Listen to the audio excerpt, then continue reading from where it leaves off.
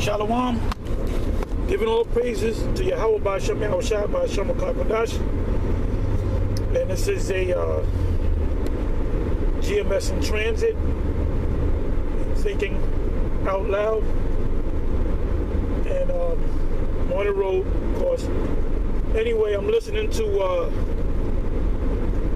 Bloomberg Radio. That's what I pretty much listen to. I listen to XM, but I mostly listen to Bloomberg Radio, which is a financial news station on TV. It's a cable station, but it also is a radio station.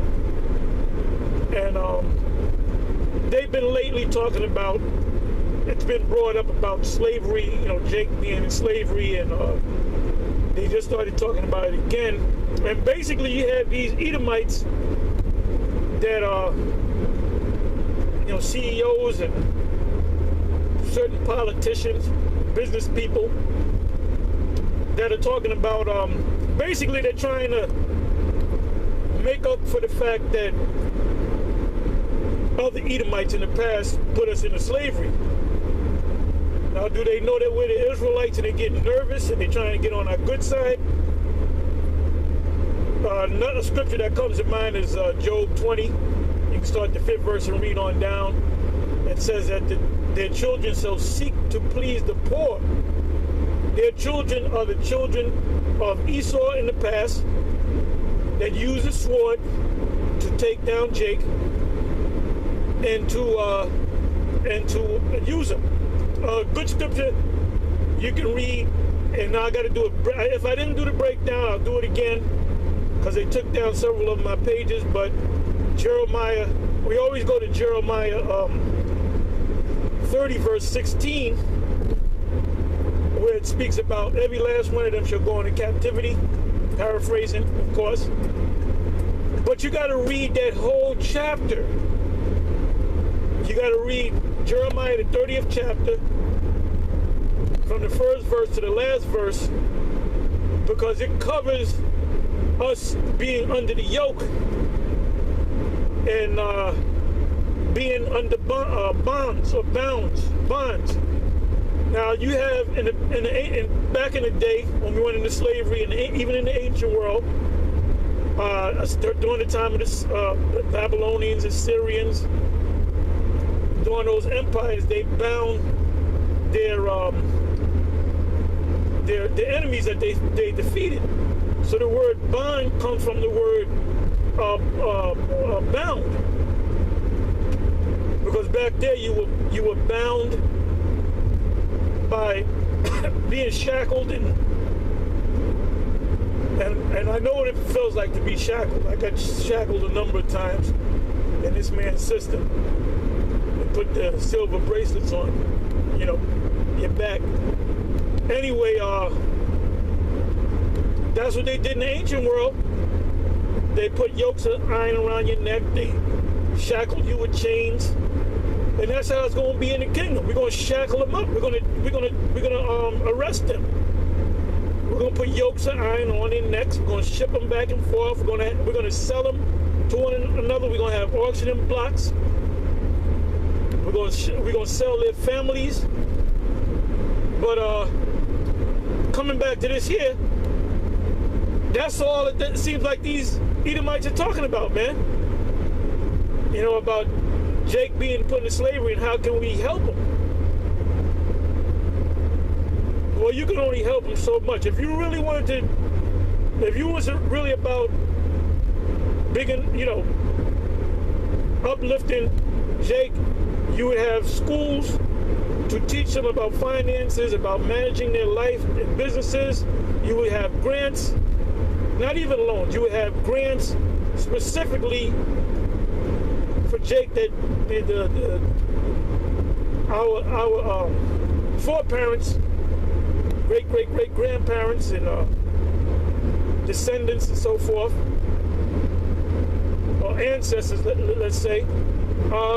You would have the top people, the top successful Edomites out there to actually have university for Jake and put them in for free, and show them all the tricks of the trade.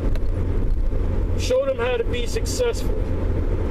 The old saying is you can give a person a fish, he can eat it for one day, or you can teach him how to fish, and he can fish for himself every day.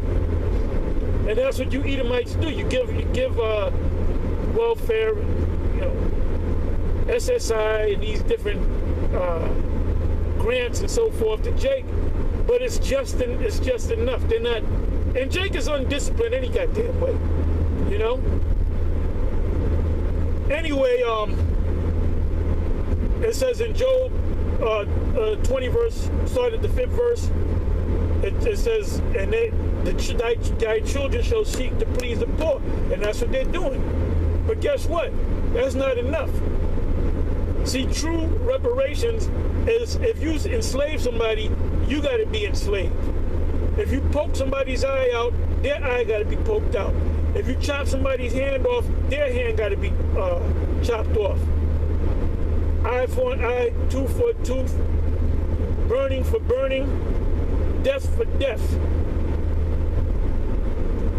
So true reparations is you got to be ready to go into captivity. And you're not going to do that. You're just not going to do that, man. And we got the scriptures to back up what we're saying. But we're going to be called a hate group. We're asking for true reparations, and we're being called a hate group.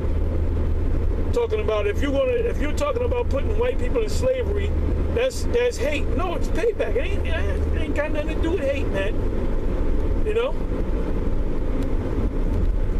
That's really love. That's true love. And we're not a hate group. We're a love group. And more so, we're a truth group. Isaiah 14, 1 and 2 come to mind. Jeremiah chapter 30.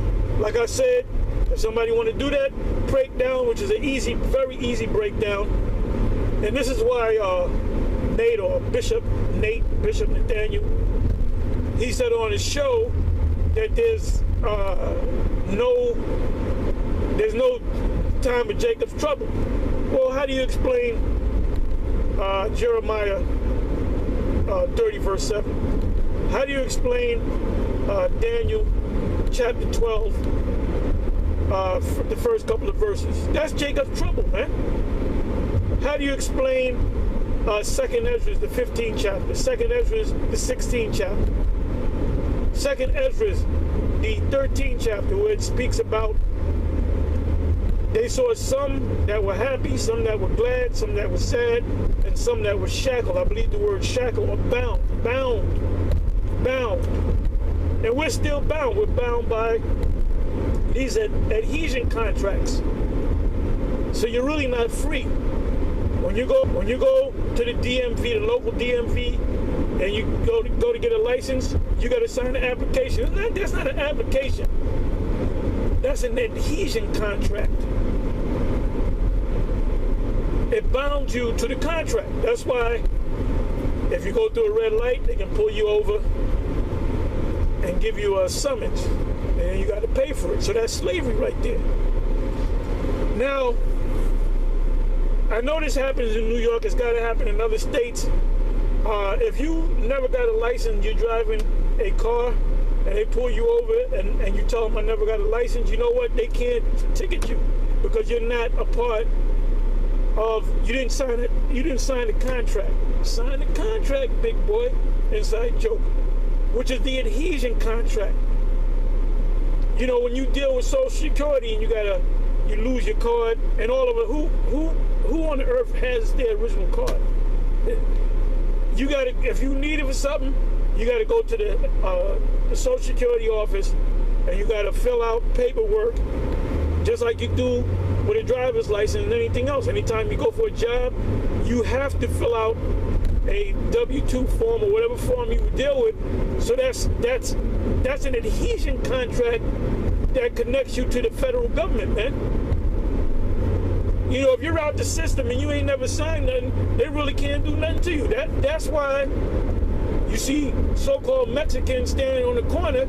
You know they ain't got no license. You know they're not citizens. But they can stand on the corner and you got white boys coming around in pickup trucks picking them out.